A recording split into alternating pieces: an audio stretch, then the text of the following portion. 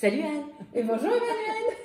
Et bonjour à tous, chers aspiractrices et aspirateurs, pour cette nouvelle interview que j'ai le grand plaisir de tourner chez Emmanuel, autour de Toulouse, puisque, comme vous le savez, il y a beaucoup d'interviews en visio, mais vraiment, moi, ce que j'affectionne, c'est les yeux dans les yeux, sans écran. On peut se toucher et tout.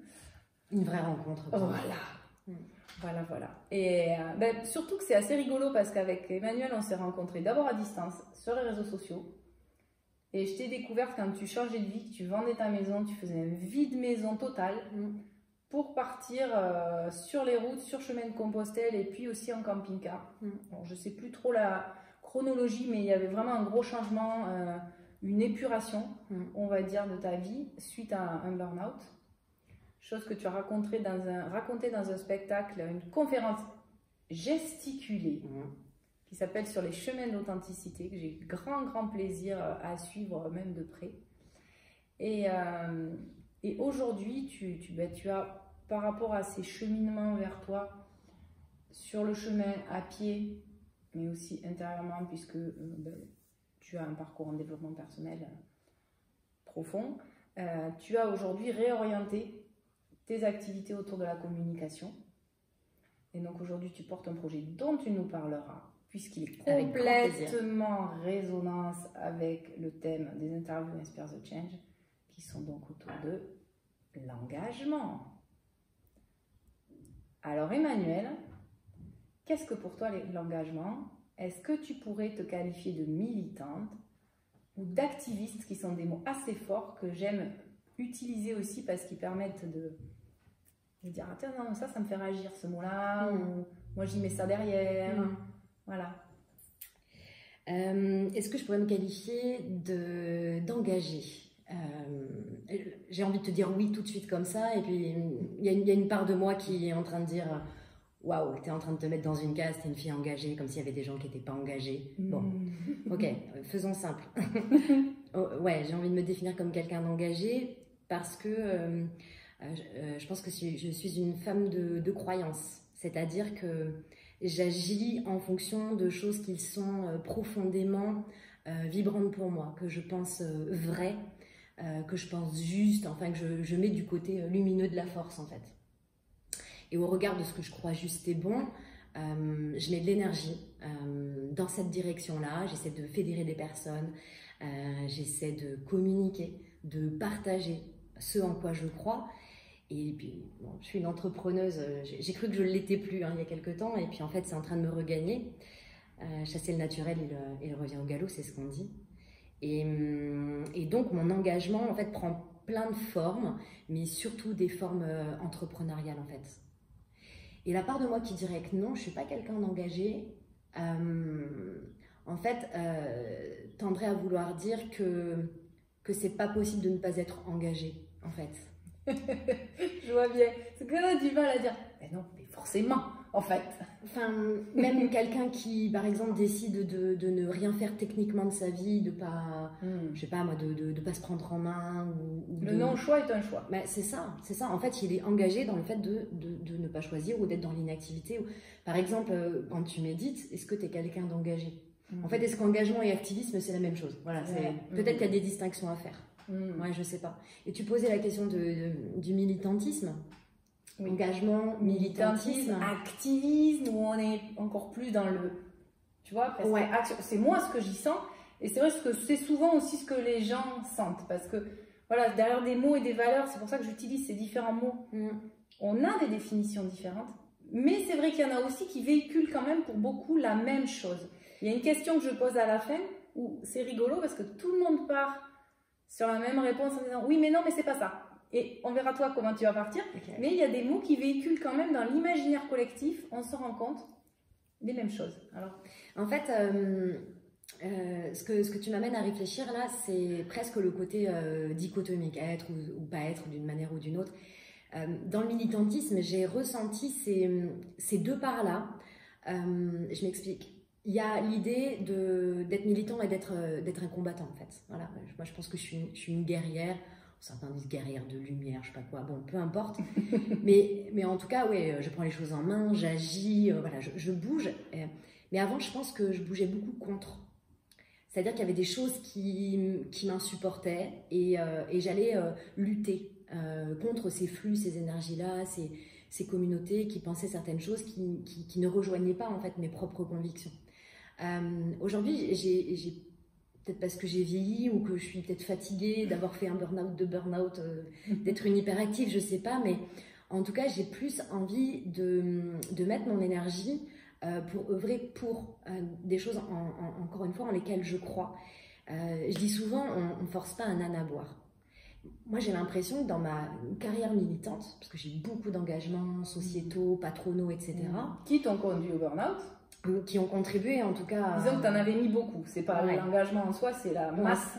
Et puis la façon de vivre l'engagement aussi. Voilà. Ça, on pourra y revenir si tu veux. Ah, carrément. Et en fait, je pense que cet engagement contre, cette lutte contre, c'est quelque chose qui prend énormément d'énergie. Quand je dis on ne force pas un âne à boire, il y a des personnes, elles ont un point de vue, elles ne veulent pas en changer. Et d'ailleurs, je pense que des fois, je suis cet âne. Moi aussi, je n'ai pas envie d'aller boire. Et de quel droit je pourrais forcer quelqu'un à changer d'avis? Je me souviens d'une discussion qu'on avait eue où, tu sais, je te partageais que quand tu as une conviction chez toi, elle est vraiment très forte. Tellement forte, on te sent habité tellement que je n'arrivais pas, je ne me sentais pas à l'aise de t'amener moi que je le voyais autrement. Et c'était fort, quoi. Et donc pour moi, tu portes vraiment cette conviction qui te va jusqu'au bout des pieds. Quand tu es dedans, quoi. Et tu vois, mon choix aujourd'hui, comme il est plutôt d'être dans le flux, je décide de m'entourer de personnes qui partagent un terreau commun avec moi, très puissant au niveau des valeurs et des convictions. Je veux plus perdre d'énergie à aller convaincre des gens qui n'ont pas envie, ne serait-ce que d'être ouverts. Voilà. J'ai pris la décision, par exemple l'été dernier, si je le ramène sur le champ professionnel, de ne mettre mon énergie qu'au service des personnes qui ont envie d'aller dans la même direction que celle que je suis en train de prendre. Et qui en fait, dans cette direction, rencontrent des obstacles sur lesquels il va leur manquer des savoir-être ou des savoir-faire. Et qui pensent que moi, je vais pouvoir les guider là-dedans et les amener. Et qui sont prêts à. Exactement. Bon, c'est peut-être un peu philo tout ça, mais j'espère que ça vous parle. Bien sûr, vous nous direz en commentaire. L'idée, c'est vraiment qu'on soit dans un enrichissement mutuel dans cet échange. Que j'aime, et moi j'aime les réflexions itératives, et c'est pour ça on en parlait en off. Moi, parler toute seule derrière un écran, c'est pas mon truc. Moi, ce que j'aime, c'est l'interaction, et c'est ça qui est intéressant dans ces interviews. Et donc, on appréciera d'autant que vous fassiez des commentaires et qu'on puisse vous répondre, échanger. Et justement, on parlait de la façon, et donc une question que j'aime poser, c'est quelle est ta manière d'agir dans le monde, de t'engager en quelque part?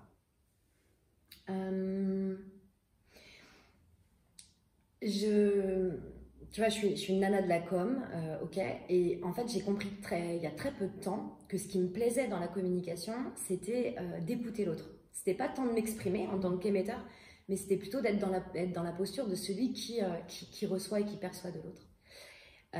Tu vas voir le lien avec la question que tu m'as posée. En fait, quand je décide de m'engager et d'agir, c'est parce qu'à la base, il a opéré un truc à l'intérieur de moi, au niveau des émotions, la plupart du temps, mais qui est d'abord passé par mes canaux de perception, par mes sens, par mon mental, par mon analyse, et je capte des choses autour de moi. Et ça dit ok, pas ok, je sens que ça va remuer des choses chez moi qui vont être super positives et qui vont me donner, voilà, je vais aller puiser cette énergie-là aussi pour avancer, puis des choses qui vont me gratter davantage, et où je me dis, tiens, il y a un truc sans doute à faire. Donc en fait, mon engagement, il naît d'abord de ce qui se passe autour de moi que je capte et du rêve que je projette. On m'a souvent dit que j'étais visionnaire, alors je trouve ça un peu prétentieux, mais en tout cas, je pense que je suis une grande rêveuse. Il y a un côté créatif que j'assume maintenant. Et je projette une image, je me fabrique un rêve, je me fabrique une vision. Et après, c'est une espèce d'autoroute, c'est-à-dire que je suis un rouleau compresseur. J'ai ce rêve, qui la plupart du temps est beaucoup trop ambitieux, mais c'est pas grave. Je me dis, ok, je vais aller par là. Et là, je me mets en marche. Et je me mets en marche souvent d'abord avec une phase introspective de prise de recul. Par exemple, l'année dernière, le premier confinement a été un cadeau, un vrai cadeau pour me permettre de faire off des activités professionnelles que j'avais pour pouvoir me centrer. Et j'ai passé quasiment 2 mois à réfléchir, à lire toujours pour aller puiser de l'extérieur. Je faisais des allers-retours en fait, tu vois. Inspire, expire. Inspire, expire, voilà, t'as tout compris. Et du coup, quand ça vient à l'intérieur, que ça résonne, ça vibre, ça me donne des idées, je les pose, je gratte, je fais des mind maps, je tisse des liens, voilà. Et après, je me dis, ok, donc maintenant, pour réaliser ce rêve, eh ben, il faut que je trouve les gens qui vont vouloir le faire avec moi. C'est ça. Et mon engagement, du coup, je vais aller chercher ma communauté d'âmes quelque part, des gens qui, encore une fois, partagent ces croyances, ces valeurs, et qui vont être animés quelque part par la même mission que celle que je me colle, toute seule comme une grande. Et il y a quelques fous qui décident de partir avec moi. Qui quelque part ont la même, peut-être formulée un peu autrement, mais qui se rassemblent derrière cette vision. Ouais, c'est ça, c'est ça. Mais, je sais pas si je réponds à ta question. Mais si, mais c'est ça qui est intéressant dans les interviews, c'est de voir comment chacun de vous, chacune d'entre vous, vivez ça et comment ça peut inspirer et donner des clés à vous qui nous écoutez et comment aussi quelque part vous inspirer dans une communauté de valeurs, parce que vous qui écoutez ces interviews, vous sentez bien qu'on a quand même une communauté de valeurs, des choses qui reviennent souvent dans les personnes que j'ai choisies. J'aime la diversité, mais finalement je choisis des gens qui sont en phase avec mes valeurs. Et pour moi, les valeurs de on va plus loin ensemble et on va plus vite sont pour moi des évidences. Et d'ailleurs, souvent les gens que je vous présente en interview sont des gens avec qui j'ai co-créé, dont Emmanuel, voilà, à des moments, sur des petits morceaux, on ne sait pas, on se reste dans le flow, on voit ce que la vie aussi nous présente. C'est aussi, je crois, une valeur de liberté qui est importante. Je crois qu'on s'est retrouvé aussi là-dessus, sans vraiment peut-être l'avoir dit jusqu'à aujourd'hui, mais de se dire, dans l'engagement, on peut aussi avoir de la liberté. Et j'en parlais à des scouts l'été dernier, tu vois, il me vient ça. Qui étaient donc à l'écolieu du Merlin Chanteur, on avait 2 troupes de scouts qui étaient venus. Et un soir, ils voulaient que je leur parle justement de ma vision et tout ça. Donc j'étais assez émue. Je dis, ah oui, j'ai des choses à leur dire à ces jeunes. Et c'est parti de ça, de l'engagement. Dans le scoutisme, l'engagement, c'est quelque chose de fort pour eux. Et ils avaient grandi, ils avaient passé plusieurs années ensemble. Et donc, ils étaient à 18 ans. Et en fait, ils se rendaient compte que sur certaines choses, ils divergeaient. Certains avaient des envies que d'autres n'avaient pas. Et moi, je leur ai dit, vous savez, c'est important dans la vie de respecter son engagement. Et pour moi, c'est quelque chose de très important. Mais c'est important aussi de savoir se désengager quand ce n'est plus OK. Et donc, moi, avec le désengagement, j'y vois aussi la liberté. J'y vois aussi le prendre soin de soi. Et moi, ce que j'aime dans les collaborations, et on l'a expérimenté ensemble, c'est quand on se dit on fait quelque chose ensemble, on le fait, on s'engage l'une envers l'autre. Et puis après, on peut très bien continuer nos vies, à un moment se recroiser sur un projet et le faire jusqu'au bout, et puis laisser vivre. Et je crois que c'est là qu'on trouve de la richesse aussi dans l'engagement, quelque part du fuel ou de l'alimentation, parce qu'on n'est pas enfermé. Moi, j'adore ce que tu dis, et presque tu emploies les mots que j'aurais aimé employer. Un point qui rajoute, je trouve, de la complexité, c'est que quand tu t'engages, en fait, tu dessines ce rêve. Je vais dire je dessine ce rêve. C'est une forme de chemin avec des points d'étape, avec des checkpoints, en fait. Voilà, c'est OK, c'est pas OK. Du coup, je prends le chemin à droite, à gauche. Mais en gros, je sais que je vais par là, quoi. Voilà. La fameuse roadmap. La roadmap, exactement. Et, la feuille de route. Et en fait, on peut se poser la question en fait, de quelle est la liberté qu'il y a dans cet engagement. Alors, il y a l'engagement que je prends auprès de moi, l'engagement que je prends auprès du collaborateur, de la collaboratrice, des équipes, puis l'engagement que je prends finalement auprès aussi de ceux qui sont les autorités, mes parents, mes mentors, etc. Et puis l'engagement auprès du monde. Bon, si je simplifie, que je ne traite pas toutes les couches, en fait, j'ai plutôt envie de rebondir moi sur la liberté que je prends par rapport à moi, l'engagement que je prends par rapport à moi. Moi, je suis un foutu type bleu, un type de personnalité, donc le profil ingénieur, il faut tout analyser, tout structurer. OK. Du coup, quand je prends un engagement par rapport à moi et que je décide de ma roadmap, il y a encore quelques temps, je crois que j'avais du mal à dire ça force là, ça force. Mais on va persévérer, hein, parce que moi on m'a dit que persévérer c'était bien, que c'était l'effort qui continuait à se battre, nanana. Mais en fait me battre avec moi-même c'est un truc ça m'intéresse plus. C'est comme me battre avec les autres, ça ne m'intéresse plus. C'est-à-dire que si sur ma roadmap je vois qu'il y a un truc qui est pas ok, parce que il y a je sais pas, un succès qui n'arrive pas, que ça coince, que c'est compliqué, ouais, c'est ça devient lourd quelque part. Ouais, et c'est exactement ça. En fait, du coup, si je me sens plus légère et s'il y a plus de joie dans ce que je fais, et qu'en plus la vie elle m'envoie des signes disant que c'est pas ok, et ben en fait je lâche. Et c'est une forme d'impermanence autorisée, assumée, qui est super inconfortable en fait pour l'extérieur. La plupart du temps, je me rends compte de ça. Parce que forcément, un matin, elle a dit qu'elle allait à droite et en fait, elle va à gauche. C'est quoi cette nana, quoi, tu vois?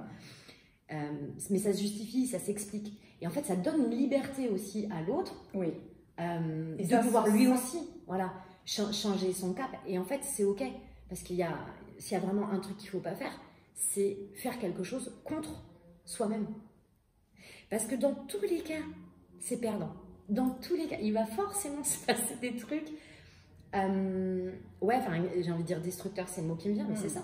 C'est de l'autodestruction, c'est de l'auto-sabotage en fait. Parce que quelque part, on ne suit plus le fil de la vie en fait. Et moi, c'est vrai que je me souviens qu'on avait imaginé continuer une collaboration sur un format ou un moment où finalement, sans oser se le dire, toutes les deux, on sentait que c'était pas là, quand c'était pour développer plus loin la conférence. Et en fait, toi, tu étais en train de partir sur quelque chose de différent, qui était dans la même ligne, qui était différent. Et moi, j'avais du mal à vraiment sentir... on sentait que... Je peux t'interrompre? Oui. Tu vois, en fait, pour moi, c'est pas qu'on n'a pas osé se dire des choses.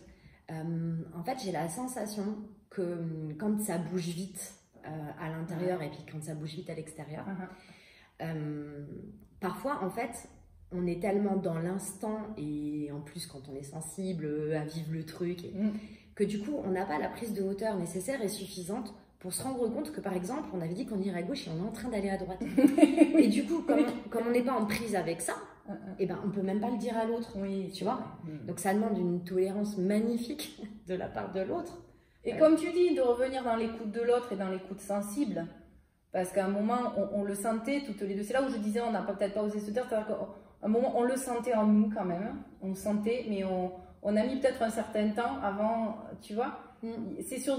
En tout cas, moi, je le sens sur deux niveaux. Il y a une part de nous qui le savait, tu vois. Il y a une part qui continuait sans le voir, mais il y a une part de nous qui le sentait. Mais d'où l'intérêt aussi, je pense, quand on est dans ce flux de la vie, de s'accorder des vrais moments.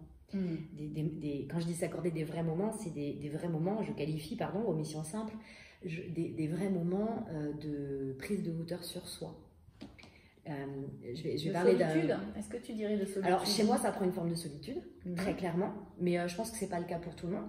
Je sais aussi qu'en discutant avec l'autre, par exemple, ça m'aide à mettre de la clarté, parce que du coup, je dois mettre des mots, du coup, il y a le process qui se met en place. Tu le sors, tu le regardes. Exactement, exprimer, voilà, c'est vraiment imprimé à l'extérieur.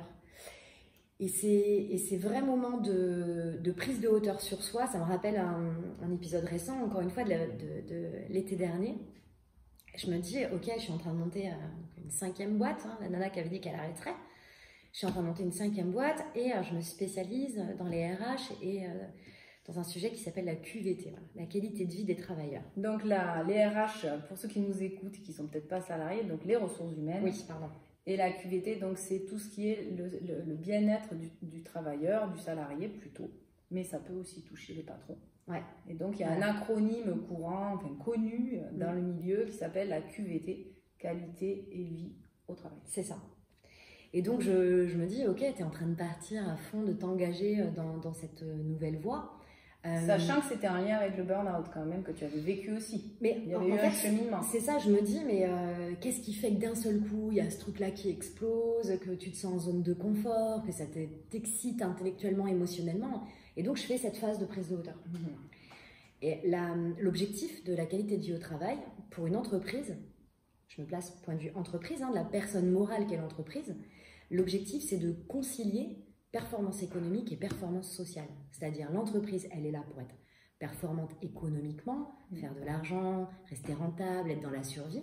Et en même temps, elle est là aussi pour faire de la performance sociale, c'est-à-dire prendre soin des gens, faire de l'inclusion par rapport à la diversité, prendre soin du sentiment de bien-être des collaborateurs, etc. Qui feront que l'entreprise, en plus, sera plus rentable. En fait, c'est un cercle vertueux. Sans mettre les choses à l'envers, parce que dans certains cas, on peut les mettre à l'envers.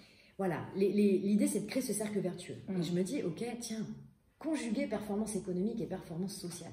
Qu'est-ce que ça raconte de moi, en fait? Et là, je me dis, j'ai fait un bac économique et social. Déjà. Ok. Ensuite, j'ai fait des études de psycho. Donc, c'est à fond social, humain. Après, j'ai fait une école de commerce, donc de business, donc d'économique. Je dis, waouh, c'est énorme. Après, je crée ma première boîte dans l'économie sociale et solidaire. Voilà. Après, je me dis, mais ok, et j'ai été vice-présidente du MEDEF sur mon territoire pendant quelques années, donc le côté hyper patronat. Mais quand j'étais dans ces instances, j'étais plutôt du côté des salariés. Donc j'étais en train de regarder ceux qui défendent en fait les droits de l'humain versus ceux qui sont censés être des utilitaristes de l'humain. Enfin voilà. Et tu faisais le pont entre les deux quelque part, ce lien. Et gros engagement au CJD, qui est un mouvement de patrons humanistes, qui ont Centre des jeunes dirigeants. Centre des jeunes dirigeants. Patrons, un mouvement de patrons, qui ont vraiment un cœur, qui n'ont pas un portefeuille à la place du cœur. Et donc, qui sont l'incarnation dans l'intention et puis dans les comportements autant que possible, de cette capacité à être à la fois un dirigeant et quelqu'un de bien. Et finalement, cette lutte patronat-salariat, cette lutte des classes, puis là je me dis mais c'est mon histoire aussi, de mes grands-parents ouvriers qui sont montés dans l'ascenseur social, ma mère qui a toujours voulu que je sois quelqu'un de qui brille. Putain, et je dis mais en fait tout ça c'est hyper cohérent. Voilà, c'était juste pour illustrer le fait que tu prends un peu de hauteur. Alors après la fulgurance elle arrive plus ou moins vite, hein. Il y a des fois au bout de 2 ans, tu dis « Ah, mais c'est pour ça que j'ai fait ça !» Puis il y a des fois, ça vient tout seul. C'est le fameux, moi j'aime bien appeler ça le regard dans le rétroviseur. Ouais. Et souvent tu fais « Waouh, mais en fait, tout est tellement... c'est enchaîné de manière quand même assez incroyable. » Justement, toi, la cause dans laquelle tu es engagé, quelque part aujourd'hui, et puis finalement, c'est là ce qu'on vient de voir dans ce regard en arrière, c'est...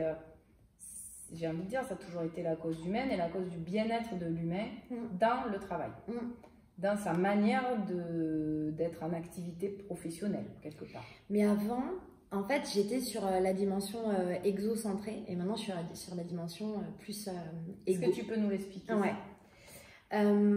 Ton cheminement justement dans les causes, comme ça, comment tu peux aujourd'hui... En tout cas, dans ma vie professionnelle, les entreprises que j'ai créées, au fur et à mesure, en fait, je me rends compte maintenant que le centrage a bougé.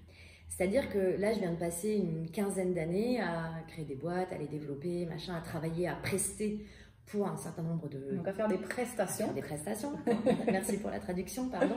À œuvrer en fait pour des entreprises, des collectivités locales, des associations de tous univers, de toute taille, enfin peu importe, avec toujours pour objectif d'aider ces structures à être performantes économiquement. Et on me demandait en fait de porter un regard externe et expert sur la meilleure façon de structurer le développement commercial des entreprises, soit purement avec du commerce, soit par ce qui est plus mon talon d'Achille, la communication. C'est-à-dire comment une structure peut se faire connaître à l'extérieur pour qui elle est, comment elle peut bâtir une relation de qualité avec ses clients, ses fournisseurs, ses prospects, ses partenaires, basée sur quelque chose de profond et de véritable, l'envie d'une relation durable bien évidemment, mais aussi d'une relation authentique. Et donc j'amenais les entreprises à porter un regard sur qui elles étaient à l'intérieur pour être capables d'en sortir une quote-part, hein, parce qu'on ne raconte pas tout qui on est évidemment, mais une quote-part qui était complètement cohérente, congruente, alignée avec qui était la structure. Et donc j'ai fait ça pendant 15 ans avec une agence de com, un cabinet de conseil. Tu étais déjà dans la recherche d'authenticité que après tu as transcrit après ton burn-out dans ton spectacle, sur le chemin de l'authenticité. Donc quelque part on avait ce côté authenticité. C'est ça. Je mettais pas ce mot-là. Moi je disais que j'aidais à clarifier l'identité profonde d'une marque, d'une entreprise, enfin voilà. Mais oui, c'était ça. Et donc pendant 15 ans, j'aide finalement les personnes morales que sont les entreprises, les associations, etc. à aller regarder à l'intérieur pour en sortir ce qu'elles veulent partager, qui est cohérent avec qui elles sont, pour rencontrer les bonnes personnes. Et en fait, avec le temps, je me rends compte que je fais de moins en moins de communication externe. Je travaille de moins en moins sur la qualité de la relation avec les parties prenantes externes. Et on commence à venir me chercher sur comment je peux améliorer ce qui se passe dans l'équipe, dans l'entreprise. Et on vit des changements et en fait, ça... Moi, manager, je suis pas psy, je sais pas gérer de l'humain, je suis un super technicien, je suis montée en grade, ou je suis un patron, j'ai hérité de la boîte de mon père, compliqué pour moi en termes de légitimité, enfin, je sais pas comment me positionner et comment en fait on peut faire corps tous ensemble pour atteindre une mission commune, parce que c'est ça le sens d'une boîte, hein, c'est d'œuvrer pour réaliser une mission commune, on a une raison d'être qu'on partage, et comment faire pour... On a une cause quelque part. Ouais, bah, bien sûr, c'est ça. Et bon, bref, et je me rends compte qu'au fur et à mesure, finalement, de mon parcours professionnel, on vient de plus en plus me chercher sur la création ou la restauration d'une harmonie dans la relation, mais non plus la relation avec les parties prenantes externes, mais avec les parties prenantes internes. Ouais. C'est-à-dire faire du dialogue social, par exemple. Comment un représentant du personnel peut communiquer et dialoguer dans la confiance avec un comité de direction. Comment un manager peut présenter un projet, obtenir de l'adhésion, tout en étant dans l'écoute et dans l'accueil de ce qui se passe pour l'autre, avec son équipe. Et donc je suis devenue, je me suis mise à faire de la conduite du changement, du conseil, plutôt en communication interne, tu vois. Et forcément, là, tu manipules de l'humain. Ouais. Manipule dans le sens basique du terme. Hein. Tu le touches, quoi. Comme le verre, là, tu le... C'est ça. Et tu touches encore une fois ses émotions. Parce que si tu veux qu'il ait envie de faire quelque chose, bah, il faut que tu saches aller à l'intérieur de lui, l'écouter, le comprendre. Mais souvent, lui, bah, il a aussi mis la carapace. Oui, surtout dans les milieux professionnels, on a tendance à encore plus se protéger. Ouais, c'est ça. Ouais, c'est ça.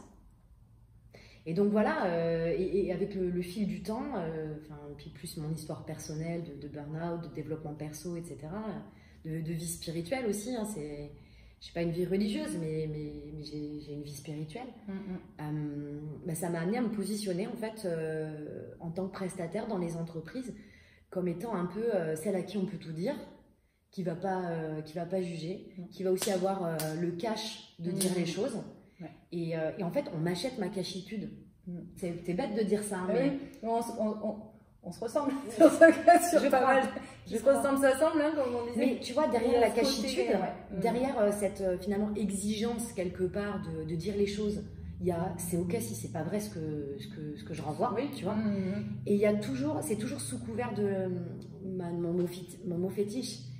Avant c'était l'authenticité, maintenant c'est la bienveillance. En fait, je pense que la bienveillance c'est encore au-dessus de l'authenticité. Comme ça que je le sens en tout cas. C'est-à-dire que si c'est pas pour faire du mal, c'est pas pour critiquer, c'est vraiment pour faire grandir l'autre et l'accompagner. Quand on est cash, c'est pas forcément, c'est pour dire les choses telles qu'elles sont. En tout cas, c'est renvoyer une perception des choses et avec le temps, la maturité, le professionnalisme ou j'en sais rien, il y a des feedbacks qui sont de plus en plus justes et puis il y a des feedbacks qui le sont pas du tout. Et moi, ça m'amuse souvent quand j'ai un client, je dis écoutez, ce que je ressens, c'est ça, est-ce qu'on pourrait dire que ça? Et puis qui me dit pas du tout, quoi. Emmanuel, t'as craqué, pas du tout. Je dis génial. Si j'ai tapé et c'est pas du tout, c'est que c'est autre chose. En fait, ça va être facile. Du coup, on regarde l'opposé et du coup, on avance, quoi. Ouais, c'est ça. Mais je suis pas coach. Je suis pas coach. Elle n'est pas coach. Mais non, je suis pas coach. Il y a des super coachs, ils bossent super bien. Et est-ce que tu peux nous parler un petit peu plus de justement ce qui a fait que tu as opéré moi, ce que j'ai envie de dire, puis d'ailleurs, quand on me pose la question sur des déclencheurs, j'ai dit moi, c'est des colliers de perles. Il n'y en a pas eu un où j'ai fait un 360. Et d'ailleurs, j'en parlais avec David Moussebois que j'ai interviewé l'autre jour. On disait que souvent, quand on y va de manière clash, en changement, parfois on continue à retrouver les mêmes patterns là derrière. Donc souvent, c'est des évolutions, mais on peut vivre quand même des moments assez forts physiquement. Et toi, tu as vécu un burn-out.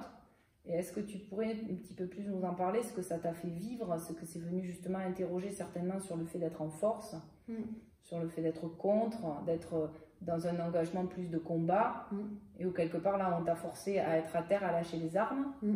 Est-ce que tu pourrais un petit peu nous parler de cet épisode-là? Pour le raconter très rapidement, mars 2015, à l'époque j'ai 4 sociétés, beaucoup d'activités, et j'ai très exactement 14 mandats sociétaux et patronaux en parallèle, qui sont pas des petits mandats, hein, voilà, ça prend beaucoup de temps. J'ai 2 enfants en bas âge et mon mari qui depuis 1 an est plus à la maison, donc voilà, on est en séparation, pas de famille sur place, des amis, et voilà, heureusement. Et je travaille, je crois que j'ai l'habitude de dire que j'ai travaillé 18 heures par jour. Je sais qu'à l'époque où j'avais fait cette comptabilité-là, j'étais loin de me mentir, donc je pense que c'était vraiment vrai. Aujourd'hui, j'ai du mal à m'en souvenir. Et encore, moi, je me demande comment... Moi, on me dit que je fais beaucoup de choses. Mais moi, quand je te vois, je me dis, mais sincèrement, quand je retrouve des images ou quand je parle avec mon entourage, je sais même pas comment techniquement c'était possible que j'ai cette vie-là. Et puis avec la banane toute la journée, du temps pour quiconque en avait besoin. Enfin, ouais, j'étais sur tous les fronts. Et j'avais absolument pas les stigmates de la nana qui allait faire un burn-out. C'est pour ça que souvent, quand on décrit les symptômes, etc., bon, il y a quand même des points qui posent question. Par exemple, le sens dans mon travail, il était là à 300%. Moi, j'ai créé ma boîte pour créer des emplois. J'avais créé des emplois. J'ai choisi de faire de la com pour aider des entreprises qui méritent de mieux se faire connaître, ou qui méritent de mieux fonctionner entre elles. Enfin, dans les parties prenantes internes, et ben c'est ce que je faisais. Enfin, j'étais à fond ce qu'on appelle ta mission, ton pourquoi. T'étais dedans. J'adorais ce que je faisais, je m'y sentais bien, j'avais des belles qualités de relation. Je gagnais pas beaucoup d'argent, mais c'est parce qu'à l'époque j'avais un vrai problème de valeur que je m'accordais, donc j'avais pas la rémunération. Enfin, j'avais une rémunération cohérente avec la valeur que je m'accordais. Mais j'étais pas du tout à l'agonie. Enfin, je vivais très bien. J'aime les voitures de sport. J'avais une voiture de sport. Enfin, franchement, à part que je travaillais 18 heures par jour. Oui, ça avait l'air. Voilà. Et en fait, le truc, c'est qu'en mars 2015, donc je tombe de ma jument à l'arrêt. Hein, je me mets juste à cheval. Et elle fait un pas pour brouter de l'herbe. Et je tombe raide sur ma jambe gauche. Et donc, en fait, ça casse. Je me casse le ligament du croisé du genou gauche. Du genou. Du genou. Voilà, du genou, de ma place dans l'environnement, de moi et les autres, etc. Et en fait, un ligament croisé du genou gauche, en 48 heures, ça fait super mal, hein, on douille. Mais au bout de 48 heures, tu remarches, tu retrouves ta mobilité, enfin, un peu de réduc et c'est reparti. D'accord. Et moi, au bout de 2 mois... Toi, tu t'es dit, allez, c'est bon, je suis repartie dans 48 heures. Ah, mais clairement. Tu t'es dit, allez, c'est parti. Même pas mal. Une anecdote rigolote, c'est que dans le camion des pompiers, quand ils m'ont amené à l'hôpital, quand ils sont venus me chercher dans le champ, j'avais une carte de visite dans mon pantalon et je les prospectais, en fait. Voilà. Donc la nana qui s'arrête vraiment jamais. Et puis finalement, voilà, ça a duré 2 mois. J'ai passé 2 mois avec une jambe raide qui voulait plus plier. Donc mon médecin qui était psychologue, hein, un petit médecin de campagne, quand je dis petit, c'est pas le gros cabinet, voilà, un gars qui travaille 15 heures par jour. Bon voilà, il a posé le diagnostic, il m'a dit, ce qui se passe, c'est que en fait ta tête, elle est en train de dire à ton corps, arrête de courir quoi. Et comme tu passes ton temps à courir, eh ben, je vais t'empêcher de courir, et pour t'empêcher de courir, je vais te péter une jambe. C'est le truc basique. Hein. Et j'ai pas compris. Au début, j'ai pas compris, alors j'ai trouvé ça hyper injuste. Pourquoi moi? Quel numéro? Comment je vais faire? Le côté entrepreneur, merde, comment les gens vont gérer? Oui, parce qu'il faut un temps d'intégration de ce genre de choses, quoi. C'est pas d'un coup comme ça que tu vois la lumière. Ouais, c'est ça, c'est ça. Et même avec un parcours de développement perso, avec un entourage hyper bienveillant. Moi, j'ai des coachs, des psys dans mon entourage. Enfin, il y avait aussi ces regards en fait de l'extérieur. Mais t'as un truc, il est à vivre à l'intérieur, quoi. C'est tout. Et ça prend du temps. Et après cette phase de lutte, parce que j'étais pas contente de ce qui m'arrivait et donc je luttais contre ce qui m'arrivait, après la phase de l'acceptation, de rire en fait de ce qui se passe, parce qu'en fait c'est juste un cadeau, quoi. C'est juste énorme. C'est tellement simple. Après quoi tu cours? Voilà. J'ai une amie qui s'appelle Myriam, qui est coach. Elle m'a posé cette question. Alors, je vais le dire, une question de merde. Voilà, parce qu'elle m'a bien emmerdé cette question. Et il y a le fameux livre dont une amie coach justement m'a reparlé et que je connaissais mais je n'avais pas encore lu, de Christiane Singer, qui dit « Mais après quoi cours-tu? Ne sais-tu pas que le ciel est en toi ?» Ok. Et c'est un des livres de Christiane Singer. Ouais. En tout cas, ça m'a obligée à me poser cette question-là. Ok, je peux plus courir et en fait, après quoi est-ce que j'ai couru et après quoi j'aimerais courir là et donc nécessairement la réponse à la question, elle est pas facile. Puis il y a une première réponse qui arrive et puis en fait quand tu déroules le fil, puis il y a une deuxième réponse qui arrive qui a généré la première, puis une troisième et puis c'est la pelote que tu déroules. Et qui me prendra jusqu'à la fin de ma vie parce qu'on est sur un chemin, on apprend à... C'est peut-être justement regarder le chemin qu'on t'a fait tomber pour peut-être mieux regarder le paysage. C'est pour ça que je suis partie sur Saint-Jacques après. J'ai eu besoin d'utiliser mes jambes, donc de marcher. Puis j'ai fait tout le chemin de Saint-Jacques, enfin, les chemins de Saint-Jacques, je les ai fait à l'envers parce que j'avais l'intention de rembobiner en fait mon histoire pour comprendre à quel moment le truc il avait déraillé. Pourquoi en fait je me retrouvais dans une vie qui paraissait juste géniale, enfin, 35 piges, enfin, j'avais tout pour moi quoi en gros, mais en fait c'était pas ok, c'est à dire qu'en fait tout paraissait ok et si tu me demandais comment j'allais je te disais que tout était génial, mais sauf qu'en fait il y avait à l'intérieur de moi un autre être, une autre part dont j'étais complètement déconnectée et qui elle du coup avait beau hurler, de toute façon les fils de diaphone ils étaient coupés. Et consciemment impossible d'y accéder, il a fallu l'accident. J'aime beaucoup ce que dit Didier Léchémia, qui est un ami et qui est dans notre équipe chez Wunjo, dans mon cabinet RH. Didier, il dit « I love burnout ». C'est terrible hein, comme formule. Mais en fait, quand on a un épisode d'épuisement professionnel, quelles que soient les formes qu'il prend, etc. En tout cas, quand on est mis au tapis. Ou même pas que professionnellement, quelque part. Non, bien sûr. Quand on est mis au tapis, en tout cas. Ça. Voilà. Après, moi, je peux parler que de l'épuisement. Oui, voilà, oui, bien sûr. Mais en phase d'épuisement, comme ça. En fait, si on prend le temps de l'accueillir, le considérer et de...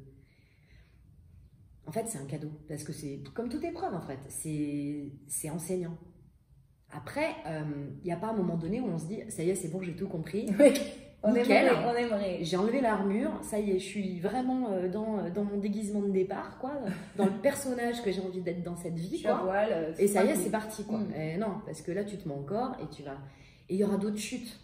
Après, faire un burn-out tous les ans, c'est quand même pas super méga recommandé. Oui, on peut faire d'autres choses pour comprendre. Ouais, voilà. Et développer aussi une forme, j'ai l'impression, au fur et à mesure de sensibilité, de vigilance, qui fait que, avant d'avoir l'accident de voiture, quand tu vois que tu as failli te prendre une voiture, eh ben, tu te dis, c'est comme si je l'avais prise en fait. Mais la vie, elle me donne la possibilité de ne pas aller jusqu'au bout de l'expérience destructrice, mais qu'est-ce que ça m'apprend? Et si tu as le réflexe, tu as cette hygiène, dès qu'il se passe quelque chose, de prendre de la hauteur, pour moi, c'est vraiment une forme d'hygiène, c'est comme une deuxième paire de lunettes. J'essaye autant que possible d'avoir cet automatisme d'analyse. Ben, en fait, sachant que c'est pas toujours juste. Hein. Ce qui me vient là, tu vois, c'est ce que j'ai vécu ce matin en venant chez toi. Donc, comme on est dans une période de confinement, j'ai donc rassemblé 2 rendez-vous professionnels, puisque je voulais absolument faire ces rendez-vous en présentiel, pour moi c'est important.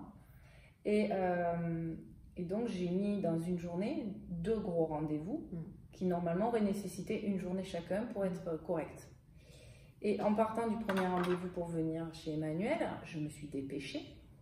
Et étant donné que j'ai une réactivité que maintenant je vois comme forte, j'ai pu éviter une voiture qui, pourtant dans l'état déjà où je suis fatiguée et où j'étais donc en pressée, donc pas hyper attentive, j'ai réussi à l'éviter en faisant un écart. Donc je me suis remerciée, je me suis dit waouh, quand même, t'as assuré. Je me suis dit, dans quelle mesure là tu écoutes que d'avoir mis 2 choses dans la même journée, tu le sais, ça ne rentre pas. C'est dangereux. Et dans quelle mesure il m'est venu, combien de personnes, je pense, finalement en finissent par en mourir, parce qu'elles continuent à être à fond sur l'autoroute, en se disant, je continue, et finalement j'ai l'accident. Et là, j'ai le gros accident. Tu vois, il m'est venu ça ce matin. C'est pour ça que j'avais envie de vous le partager, parce que c'est exactement ça. C'est dans quelle mesure on travaille cet arrêt de temps en temps pour regarder, pour descendre, Et pour effectivement regarder ce qui est autour de nous, nous dire ah attention là les signaux, ce coup-ci je les vois. Ouais, non mais c'est ça. C'est d'apprendre. Moi c'est ce que on parlait du CJD tout à l'heure, un centre des jeunes dirigeants où j'ai fait une conférence il y a 2 ans et je leur disais que c'était ça se musclait, c'est un exercice quotidien comme du sport, d'apprendre à mieux voir, à se relever sur des choses qu'on voyait négativement. Enfin, voilà. Mais tu vois, sur cet exercice, souvent on me dit tiens, j'ai fait un travail sur moi, ou tu devrais travailler ci, ça, machin. Là, tu parles d'exercice, d'entraînement. Derrière, on accole souvent la notion de l'effort. C'est-à-dire que c'est une contrainte. Voilà, que tout à l'heure, je parlais d'hygiène. L'hygiène, c'est il faut que. Quoi. Oui, c'est presque le régime, on se prive. Ouais, c'est ça. Ouais. Et en fait, moi, j'aime ça, en fait. Je kiffe ça. Je pense que si... Enfin, pour tout, l'envie, c'est le moteur, voilà. Mais si cette prise de hauteur sur ce qui se passe, et encore une fois, avec une interprétation qui est souvent erronée, mais peu importe, c'est celle que tu as dans l'instant, et c'est ce qui te parle. Donc c'est OK. Si cet exercice-là d'interprétation, tu prends du plaisir dedans, et ben du coup, ça devient un automatisme, évidemment. Si on peut continuer la métaphore sur le sport, voilà, les grands sportifs disent tous qu'à force, il y a une hormone particulière qui est générée et qu'après, on en a besoin. Donc, voilà. Et ben justement, quand on parle de ce côté dur, difficile, quand toi, tu traverses des moments difficiles, j'ai pour habitude de poser la question avec l'image de quand le matin, tu n'arrives pas à te lever, que tu as le moral au fond des chaussettes, que là, il y a un coup de moral, voilà. Quelles sont tes clés à toi? Alors déjà, ça m'arrive pas souvent. Je suis plutôt de bonne humeur, surtout au réveil d'ailleurs. Alors, si tu veux, tu peux nous donner aussi, ça peut donner des clés déjà. Non, mais attends, ça va faire méga prétentieuse. Non, mais on est différent. Mais au contraire, parce qu'ils vont se dire pourquoi Anne pose toujours la question. Tu m'amènes à me demander, à me replonger dans quand ça va pas. Mais non, mais tu vois, c'est aussi intéressant là ce qui se passe. C'est que c'est sans doute mon mécanisme de défense qui vise à me protéger, de me remettre dans des situations dans lesquelles je souffre. Tu vois. Non, allez, vas-y. Je vais faire l'exercice. Alors, un matin où je me réveille et où j'ai pas envie de me lever. En fait, tous les matins, j'ai envie de rester au dodo, pour être très honnête. Voilà, parce que j'adore les grasses mat et ouais, j'en fais pas beaucoup. D'ailleurs, j'ai prévu de changer de rythme. J'ai envie de me lever beaucoup plus tôt le matin et de me coucher beaucoup plus tôt le soir. Parce que moi, je suis plutôt une couche tard et une lève tard. Pareil. Donc le matin, la plupart du temps, j'ai quand même envie de rester au dodo. Et alors, tu disais quoi? Quelle émotion tu me demandes de ressentir? En fait, c'est quand ça va pas. Soit le matin au lever, soit des moments, des coups de blues, de démoralisation, de à quoi bon, de coup de mou quoi. Le coup de mou, le coup de je suis pas bien. Quelles sont tes clés quand tu es comme ça? Démotivé peut-être. Ouais. Là, ce qui me vient, c'est j'ai des coups de mou quand ça vient me chercher sur la valeur que je m'accorde. C'est-à-dire que si par exemple je sais que j'ai un entretien qui est programmé dans la matinée avec quelqu'un que je place au-dessus de moi, du coup je me dis mais je suis qui pour prendre des minutes précieuses de la vie de cette personne, ou qu'est-ce qu'elle va penser de moi. Donc là, tu te sens pas bien. Non, et ouais, c'est ça, je me vois toute petite, je me fais des films, je commence à me dire, mais qu'est-ce qu'il faudrait que je lui dise, comment est-ce qu'il faudrait que je sois. Et alors, qu'est-ce que tu as trouvé justement comme clé, toi, pour retrouver un bien-être intérieur? Dans ces cas-là, j'essaye de me dire que qui je suis suffit.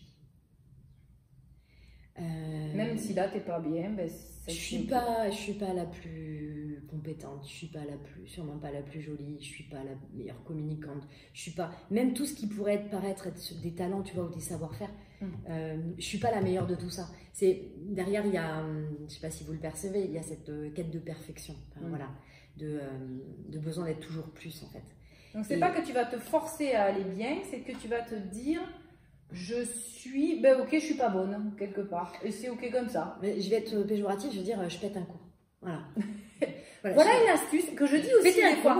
Péter un coup, ça ira mieux. Ouais, et merde, quoi. Après tout, je suis qui je suis. Voilà, et puis il me l'a accordé, l'entretien. Tu vois, j'essaie aussi de me raccrocher à des trucs un peu rationnels. L'entretien, il me l'a accordé. Il sait un minimum qui je suis, sinon il me l'aurait pas accordé. Enfin, voilà. Donc si tu ça te se passe remets pas sur bien, du concret quelque part. je me remets sur du concret. Je me dis que après tout, je suis peut-être, enfin voilà, qui je suis. Je vais mettre qui je suis. En fait, je pense que ça m'invite encore plus à être vraiment moi-même. C'est-à-dire que là, je me dis, le premier réflexe, ça serait de dire, il faudrait que j'aille mettre des masques pour coller au niveau d'exigence que j'imagine que l'autre attend de moi. Voilà. Et en fait, toi, c'est souvent dans l'interaction avec l'autre. Toi, quand t'es pas bien, c'est quand il y a une interaction avec l'autre.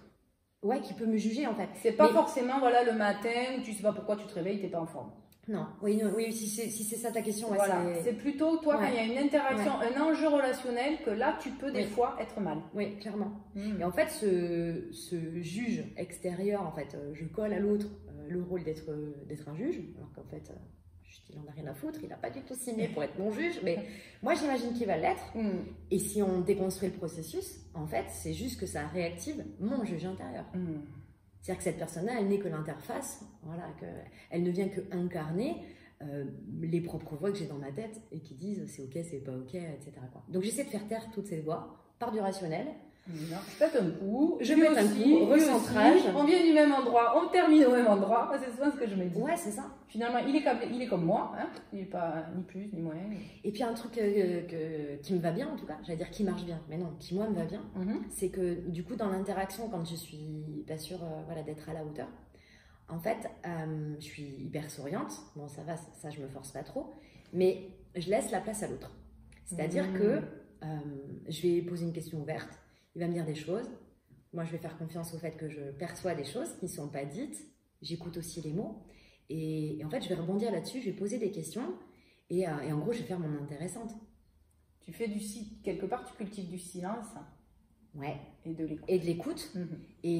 Et du coup, par ce que je vais pouvoir renvoyer comme question, donc je ne suis pas du tout en train de me livrer ou quoi que ce soit. Mais en fait, si, ça livre une part de moi qui est celle de vouloir mettre l'autre en confort et le valoriser pour qu'ensuite, moi, je puisse y trouver ma place. Ouais, que tu puisses te situer. Ouais. Tu as besoin de te situer. C'est ça. Et en fait, ça me rassure beaucoup. Pas parce que je trouve que l'autre n'est pas du tout à la hauteur, mais simplement parce que j'ai trouvé le terreau commun ou la brèche dans laquelle aller qui va me permettre de trouver ma place et donc de me sentir à l'aise. Ouais, c'est ça. Ouais, merci pour l'exercice. Merci. Et alors, la question que j'aime bien, avec laquelle j'aime presque finir l'interview, c'est la question. Ça y est, je stresse. Où trouves-tu la foi? Waouh. Où je trouve la foi?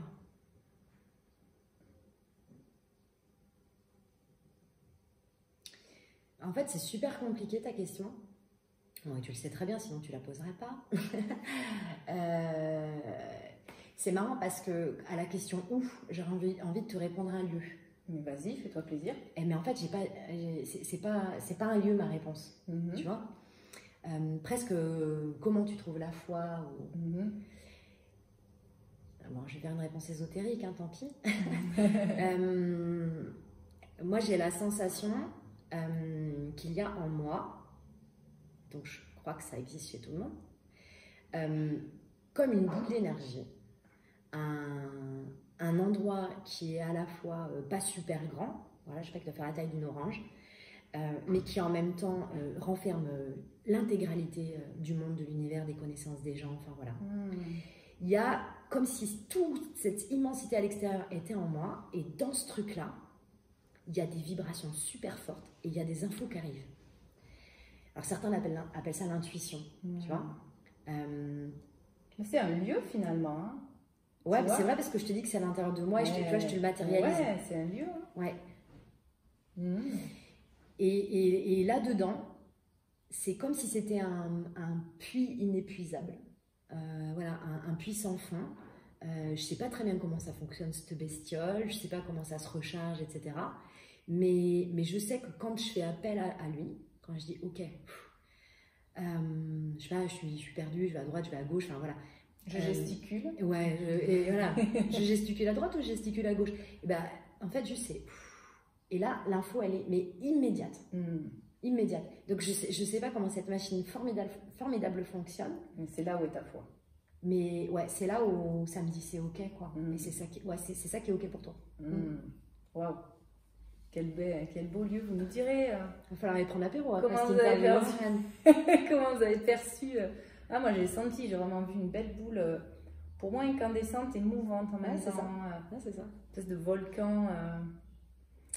Alors justement, je disais, vous nous direz, la question de clôture des interviews Inspire the Change, c'est quel est le challenge ou le défi que tu as envie de lancer à la communauté des inspiratrices et des inspirateurs?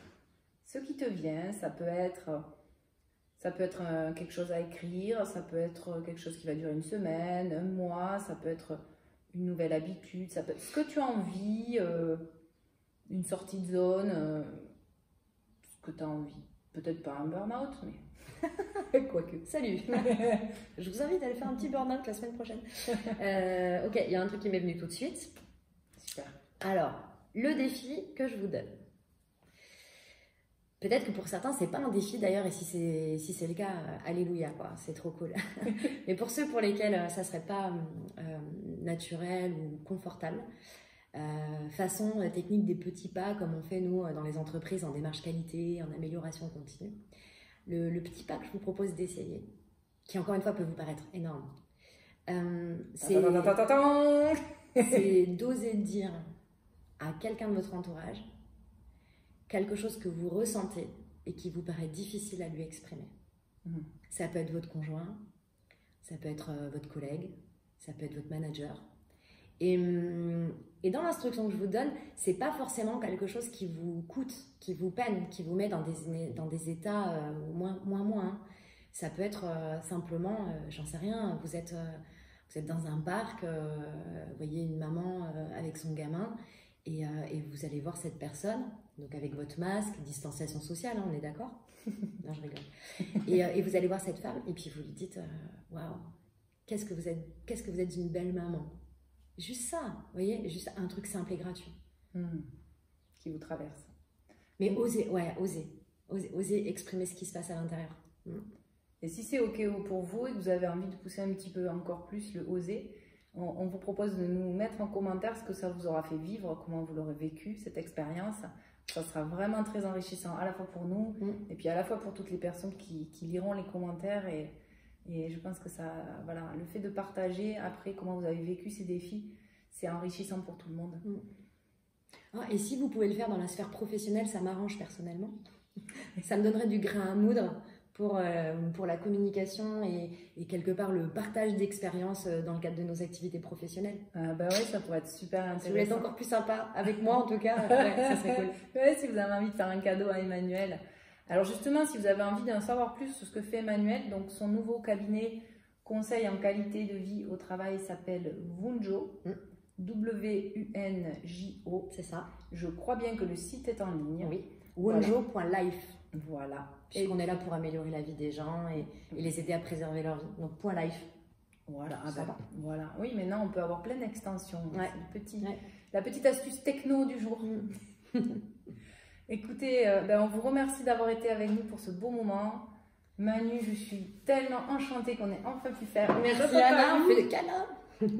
Merci Anne pour ce moment. Merci Manu. Un grand merci. Merci à tous. Et je vous dis à bientôt pour une nouvelle interview. Et merci à vous si vous avez suivi la vidéo jusqu'au bout quand même. Olé! Ouh! Bye bye. Bye bye.